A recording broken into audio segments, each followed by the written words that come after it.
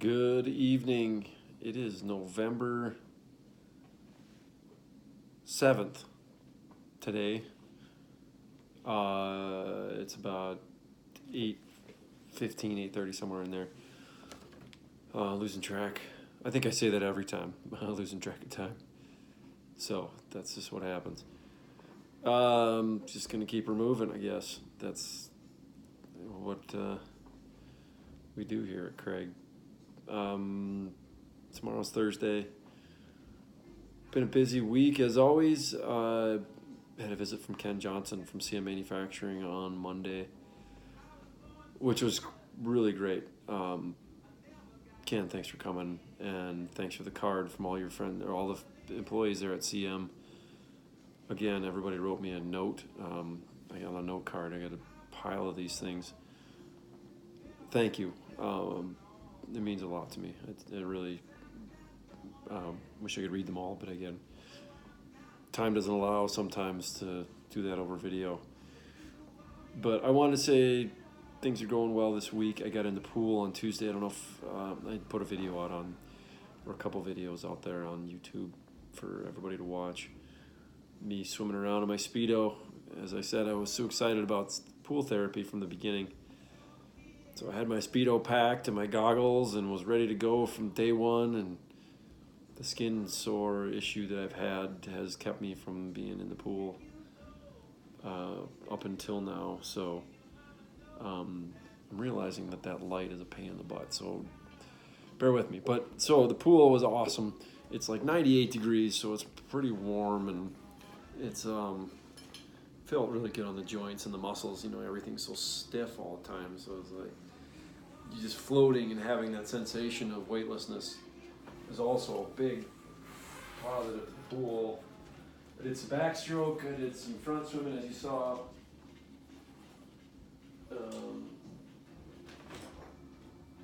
And Randy got to swim with me. So if anybody comes along and you want to swim, on my swim therapy days, bring your trunks.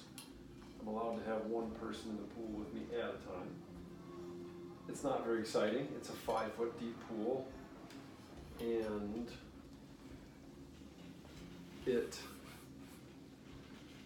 is super warm, and you just kind of float around, but that's pretty cool for me, so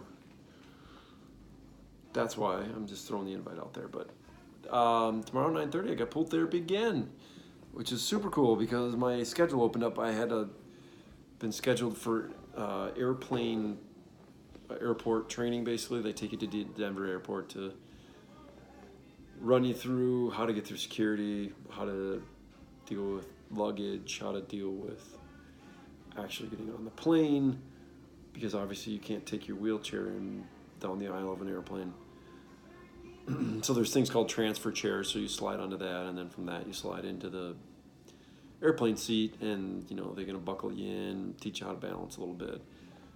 So they do that once a month. I was going to go, but since I have not been able to slide transfer yet, I don't want to do that because I feel like you'd be good part of it, but I'd be missing out on a big part of the exercise with the slide transfer. So I'm going to do that one hopefully in December before I get out of here, for inpatient. But I believe I can go through therapeutic rec on the outpatient stuff too. Same with the pool. So, but since my schedule opened up to, like I said, pool therapy, got an early day tomorrow. We're doing some in-room ADL, it's called, which means activities of daily living, which can range from putting your pants on to brushing your teeth. Tomorrow we're doing shower. So my occupational therapist is coming to help me shower and go through that process, so that way she can kind of teach me some tricks, evaluate basically how I'm doing, like how much help I need, and it's all part of their evaluation of, discharge, being ready for discharge, things like that. And so anyways, it's one of those things you learn in the hospital of, like, at first you might be a little bit sheepish about it, of like your therapist coming down and getting you undressed and throwing you in the shower and things like that. But I feel like being in this hospital for rehab, I have had my naked body touched by at least 100 different people already, and it just doesn't seem to faze you anymore. They're all, the great part about it is that they all care. So that's, being, you just don't think about it. Some people probably are a little, like I said, squeamish or nervous or bashful, whatever it is. But it's like, when you kind of get over it after the second person comes in and is there because they care and they're just trying to take care and help you out. So you just let go a little bit, and it works out. So tomorrow, doing that early 7 a.m. first morning shower I've had, but that's kind of good because I do have my meeting tomorrow with the board of directors. I got a clean shave, Dad trimmed my mustache a little bit. I don't know what that means. Everybody's kind of joking with me. I feel like it's an interview. They're interviewing me for a marketing position for Craig because all the stuff I say about it. But I don't think I'm the only one, so I think there's a few other patients, and they'll hear the same thing from all of us. But they want to hear our story. They just kind of want to hear how we got where we were and why we made the decision to come to Craig, and that what we really like about it. So that'll be easy for me. And then Aaron Bester coming in from Montana tomorrow, or he's here tonight, but I'll see him in the morning. Shane Jorgensen from Altoona, another high school buddy, kind of grade school buddy, one of my oldest friends. He'll be here in the morning too, and then my friend Ann from Missoula, she'll be stopping in to just to hang out for a little bit. So I appreciate all the company and appreciate all the well wishes. Bill Foster sent me a great letter, Spearfish Bill I call him, talking about riding motorcycles. So made me think about that a lot lately. But it's possible because I see there's a guy here that has a sidecar, and he wheels his wheelchair into the sidecar, and then he slides over onto the seat of the motorcycle and has hand controls for shifting brakes and throttle. And apparently everybody says he has less hand function than I do. So he's able to somehow grab the grips and hang on and steer and turn the throttle. So interesting. And then today we had a meeting with transportation, and they talk to you about your options for getting in and out of a vehicle and driving, and show you the hand controls. And they kind of laughed when I asked about, am I going to be able to drive? And she's like, yeah, there's people who drive who have less hand function and less arm function than you do. So it's pretty easy with a simple hand control lever and basically a suicide knob. So I think the biggest challenge will be getting into the vehicle and selecting a vehicle to kind of get that stuff put in. And they have a lift that basically can bring you up to your, from the ground to your seat, but you got to slide from your chair to the lift, and the lift brings you up to the seat, slide over the seat, then the lift goes back under the truck or car. And then there's a cherry picker that grabs your chair, lifts it, puts it in the back of the truck. And I'm like, wow, but not cheap to add on. So the old $3,000 T100 with $20,000 worth of accessibility options on it doesn't sound like a really great one. It'd be kind of funny, but only for a little while until it broke down the first time. But it's a good conversation, again, encouraging me to think about these things a little bit more. Time's flying by. I am so not ready for discharge in my mind, but it is coming up in less than a month. Again, ton of family coming, ton of friends coming, visiting. So, yes, appreciate it. Q&A. First question came from my brother-in-law, Ryan, of course, and he wanted to know two questions. One of them was loaded, but the first question was, how do I stay so positive through all of this? What do I think about? I had this conversation with with the chaplain here today,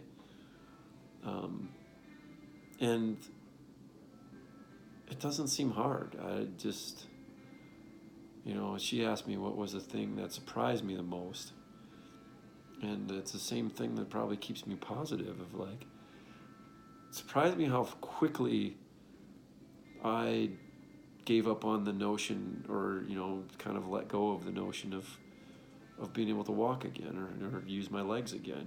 Like how quickly my mind was just okay with being in a chair and making that my way of transport and getting around and making that my life, and realizing that it would be easy and a good one.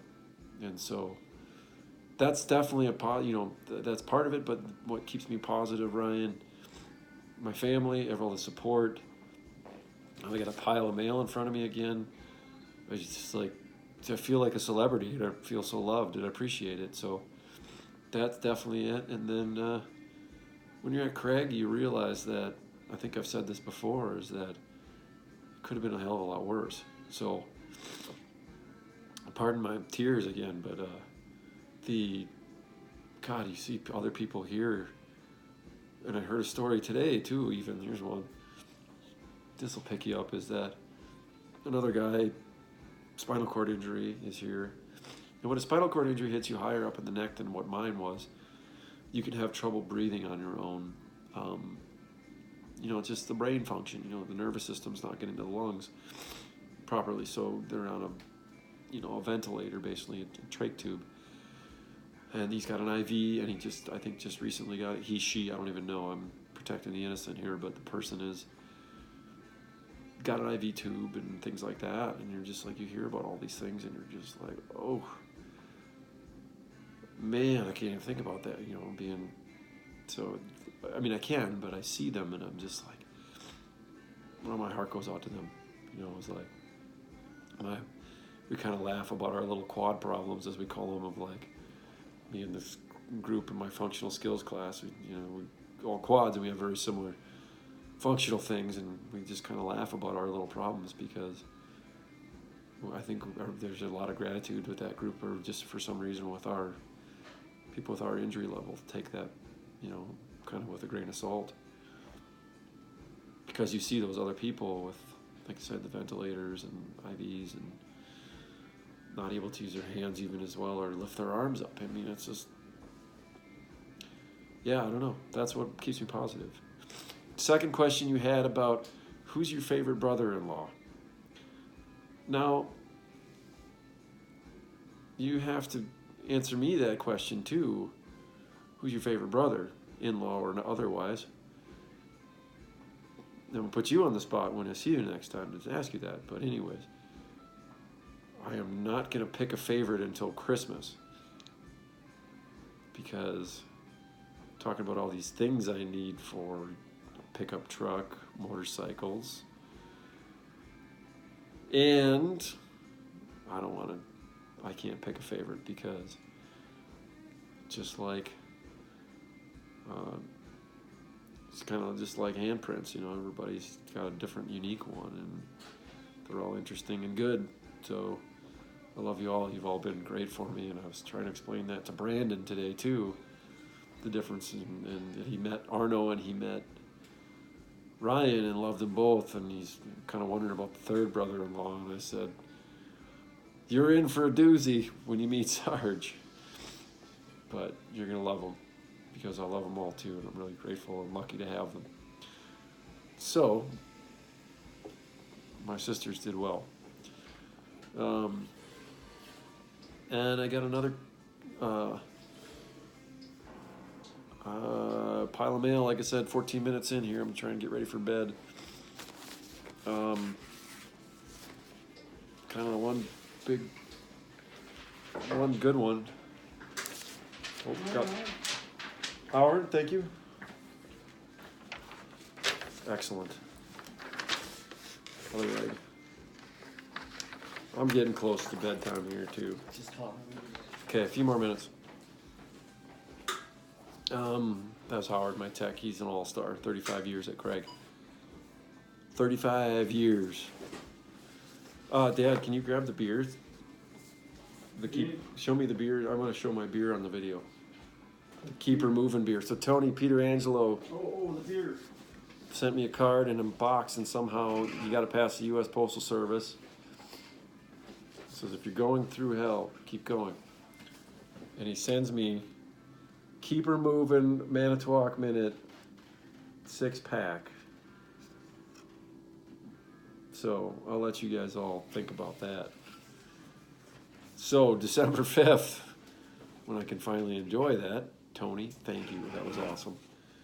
I don't know how you found that, and I didn't even see that. It's not on the website. He doesn't talk about it in any of his videos. So that's a huge score. Thank you so much. Thanks for the card. There's some cards in here. A note from Jerome Gannon. Bodie got a package from the Gannons. Apparently Bodie likes coffee, black coffee, roasting coffee, the Hunt. Hopefully he'll share with me. You're right, Jerome. Thanks for the cards, and thanks for the gift for Bodie too. Got him a little stuffed toy.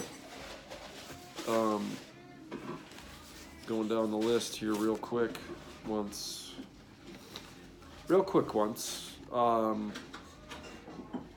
Davis and Body, the Lake Superior Agates. That's a little Midwestern thing there. Joe Harris might actually know some of those agates. John Harris. You're Always Better Together is this card. Try and hold it for you. And it is a postcard from Michelle and Beckett. Michelle, she's been keeping me up to date on the weather, the leaves, the soccer program. Beckett, stay in school, have fun.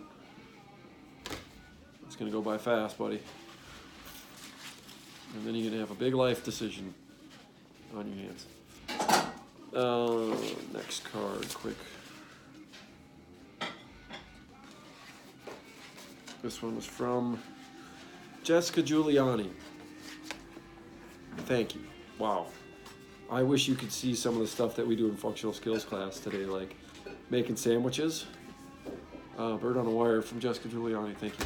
She was an OT in St. Pat's Hospital. I didn't spend a whole lot of time with OT and PT, but the little bit I did, it was very encouraging. Quickly realizing what some of these tools that are out there, and that it's not the end of the world or the end of your life. It's just a different life. You learn to live with a different body. And we made sandwiches today. Yeah, it's like turkey sandwiches. Mayo, mustard, arugula, sliced cheese, pre-sliced. You learn to not make things too hard for yourself, obviously. And then I cut pears and I cut brie. And the most challenging thing about the whole meal was opening the mustard. But the second most challenging was opening the brie. So Presidente, whatever you want to pronounce it. You have to open the cardboard cylinder to open it, and then you've got to get it out of there. I ended up having to rip the packaging off. I didn't have to use my teeth, which is a first. But then you have to get the inner wrapping off, which has got a sticker. And there I had to use my teeth. And it only fell on the floor one time. So it was still good to eat. But I sliced the pears. We have this tool called a quad tool. Quad Tools is the name of the company, and it's a knife basically that kind of wraps around my arm, and I'm able to slice with it. So I was able to actually slice the brie and slice the pears. So Jessica Giuliani, thank you. Hopefully that inspires you some more. Place like this, if you wanted to be an occupational therapist, a rehab center like this is amazing. You, I'm sure, would be blown away, and you can impact a lot of people very fast. So thank you. And thanks for this another card. I appreciate you following along. My Aunt Mary Ann, bless her heart, I think she's 86 years old now. Still writing me in great penmanship, cursive notes, and sending me newspaper clippings, jokes.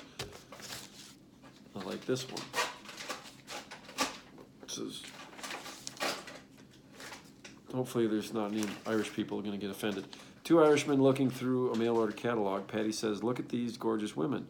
The prices are reasonable, too. Mick agrees, says, I'm ordering one right now. 3 weeks later, Patty says to Mick, has your woman turned up yet? No, said Nick, but it shouldn't be long now. Her clothes arrived yesterday. Thanks, Auntie Annie. Some levity in the world. Another, Ole and Sven, we should probably read that one too. It's kind of long. Ole and Sven grabbed their poles and headed out to do some ice fishing. This is for all my Minnesota friends out there. As they were augering a hole in the ice, they heard a loud voice from above say, "There are no fish under the ice." Ole and Sven moved about 25 feet over and started to make another hole. The voice said a little stronger, "There are no fish under the ice." They both looked around and then looked up. Ole said in a humble voice, "Are you God?" The voice spoke back, "No, ya idiots. I'm the ice rink attendant." Good hockey joke there. And Minnesota joke. So, I think that wraps it up for mail call today and wraps it up for me for the day. Hope everybody's well, and we'll talk real soon. Bye-bye.